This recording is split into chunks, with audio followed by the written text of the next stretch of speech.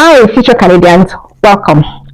By now, you already know or have heard that submitting a Canada study visa application requires a lot of skill, knowledge, and strategy. And on top of that, there are also some crucial documents you need to submit to give your application the best chance for an approval. Everybody already knows that an international passport and a letter of admission are very, very crucial. But there are also other documents that could make or break your application. In this video, I'll share with you some of the lesser known documents that can make a big difference in getting your Canada study visa approved. And the last document I'm going to share with you is very, very critical. So make sure you stay until the very end because I don't see anyone else talking about this. Also make sure to subscribe to this channel for more study in Canada videos. Now, let's talk about the documents that will get your Canada study visa approved. Number one is for those who are currently employed. If you can get a letter from your current employer stating that they will give you a higher position upon acquiring a Canadian diploma, degree, or education, this can be a very powerful addition to your application because it showcases your career growth and the motivation for you to study. It also shows that you have great career prospects back home after your studies. Number two is your financial statements. You definitely want to demonstrate that you will not be a financial burden to the Canadian government. And it's very simple to do. You need to have enough liquid cash to cover your entire program tuition and living expenses for 1 year, as well as your travel expenses. I clearly remember a refusal case of a young lady I talked with recently who said she had about $50,000 in her sponsor's account, but she was still refused a visa. It was a painful refusal because the money was in her father's business account and not in his personal one. And in the GCMS notes, the visa officer stated that the money will not be easily accessible if the business undergoes a negative growth. So please make sure to have a sufficient amount in yours or your sponsor's personal account. So just to break it down a bit more with an example. If your program has a tuition of $15,000 for 1 year, you will need to show that $15,000 plus $20,635 living expenses plus maybe $3,000 for travel expenses.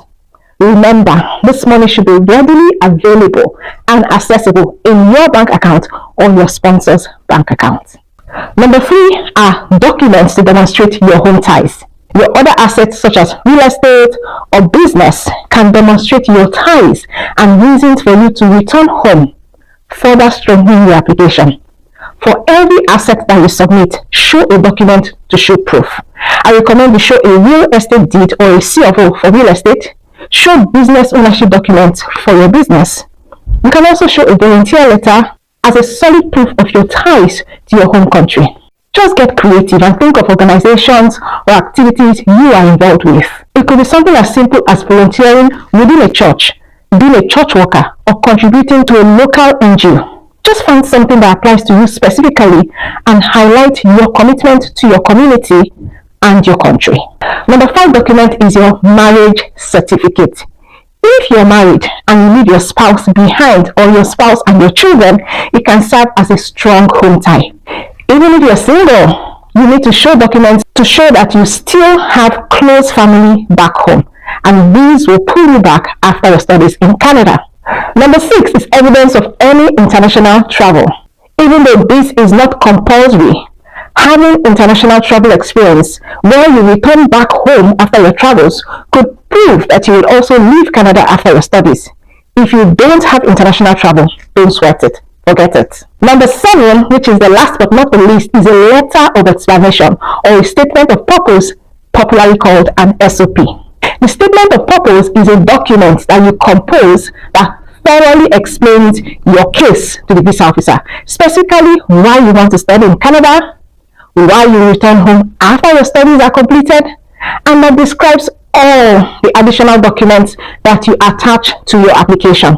An SOP typically consists of about 5 to 6 sections, and I did a detailed video about SOPs which I advise you to watch. I will leave the link in the description and up here at the end of this video. All in all, remember that you are applying for a temporary resident visa, and your goal is to demonstrate a solid plan of returning home after your studies And nothing can do this better than a solid statement of purpose. I am always happy to see so many great messages from you guys who get value from my videos and who are actually getting your visas approved. Thank you so much. If you're still planning to apply for a study visa in Canada, you definitely need to watch this video if you haven't already done so. It tells you everything you need to know about crafting the perfect SOP that gives your application a very high chance of approval. Do it right now. Go watch this video. And again, like this video and subscribe because there's a lot more you don't want to miss. So guys, stay safe until we see in the next video. Take care and bye.